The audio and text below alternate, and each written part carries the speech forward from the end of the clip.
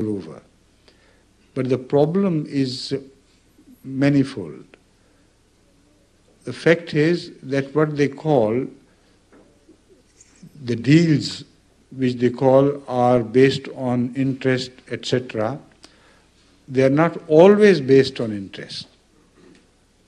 They're named as such, but when you come to the actual conditions between the two parties, ex party and the bank, the actual deal is different from those deals which are based on interest. And sometimes, like in many Muslim countries, they call it a profit. But the conditions indicate that what they call a profit is not a profit, it is an interest.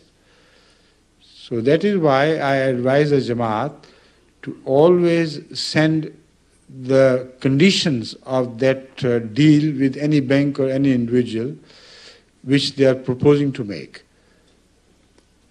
The Jamaat ulama will study them carefully and advise such a person whether legally, according to Islam, he should participate in, should undertake that economic venture or not. Now, in case of mortgages, for instance, it is not as openly a case of interest as people generally think. When you go for a house on mortgage, what you do is that the house is not possessed by you. It remains to be the possession of that company which has made it possible for you to take it. So when you begin to use it, then what you are paying is your rent, in fact. You see, that is the difference. So you have to analyze the whole deal very minutely. You're paying your rent because if it were not rent, you should have possessed it piecemeal, but you don't do it. If you fail to pay all the mortgage, even if a few £1,000 are left, they can expel you from the house and take over the house. That means that you never were the proprietor of that house. You're only given an impression as though you were the proprietor of that house. And what you were paying was not interest, but the rental of that house. And I have worked it out that many times the rental money is less than the interest you might have paid. So it is an advantage from which I cannot deprive Ahmadis here. But I always advise them to have only one such house. They should not make it their business, because then their greed for money would lead them to many other false things as well. Thank you. Another question from Mr. Abdul Rashid. Yes, please. This relates to ablution, wuzu. He says, can you explain in relation to ablution in cold weather, whether washing the feet is necessary or can masa be performed? You see, in cold weather, it all depends on where you live. In England, they provide you with all the facilities, are warm water available day and night. But even in Arabia, where the Quran was revealed, at that time, during the winter, the cold was far worse than it normally occurs in many cold countries. You see, at times in Arabia, the cold is so severe that any water left outside will freeze. So they have to keep the water warm within the house, but the warm is a comparative word, relative word. By warm, they mean it's very cold. So yet they perform their wuzu all right. I have done it myself. In England, I have been a student here in 1955, 57, till 57. And in those days, the money which was given to us by our father was not enough to keep myself fully warm in my room.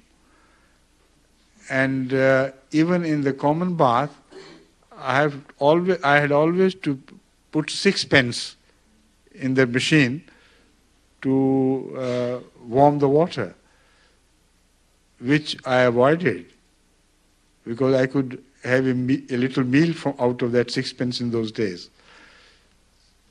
So sometimes I took cold bath in extremely chilly weather with chilly water, and I felt always better and warmer after it. Well, you can try it yourself. So to avoid cleaning yourself with cold water is not a good policy. The alternative is filth, which always gathers, and sometimes gather far more in the feet of many people. They smell out of whatever the feet exude. So it's always better to wash the feet as many times as possible. Thank you. This is another question from Mr. Surjit Singh from Leamington Spa. Yes. His question is, others do not allow Sikhs and others to enter their mosques, but Ahmadis do. Yes. Why is it so? Is there any difference of religious teachings? Yes, because the Holy Quran says that mosques are created for Allah. Anyone who believes in Allah, he can go there.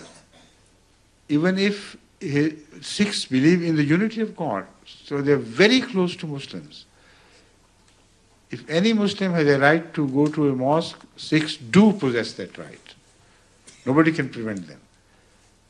So those who try to prevent you from entering their mosque, ask them why.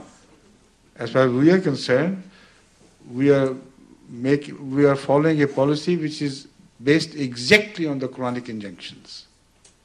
Thank you. This question from Mr. Mustafa Aryan. He's from Albania. Yes. We've met before many times, haven't we? Yes. There were 72 sects, and now we also have the Ahmadiyya sect. What difference has it made in the Islamic world? And what is the importance of the Ahmadiyya sect and why? Ahmadiyya is not a sect, because when you call it a sect, it will add to the division. But Ahmadiyya is a Jamaat. That's why we call it a Jamaat. And that is why Rasulullah sallallahu alaihi wasallam, when he predicted the advent of the promised Messiah or the Mahdi, he used the same words, that will be a Jamaat, not a sect. Because the word sect has a wrong connotation. But the word Jamaat means united and together.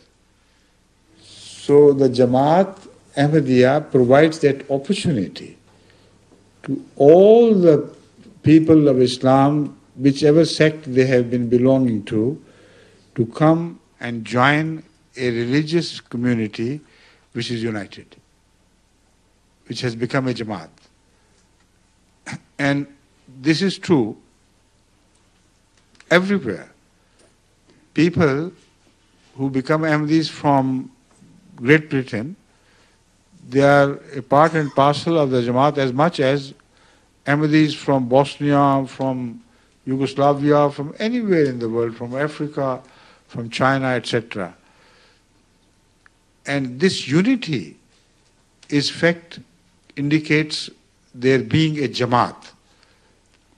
And Islam is a religion of unity. It is impossible to call towards the unity of Allah without you being united yourself. So that is the reason why Ahmadiyya was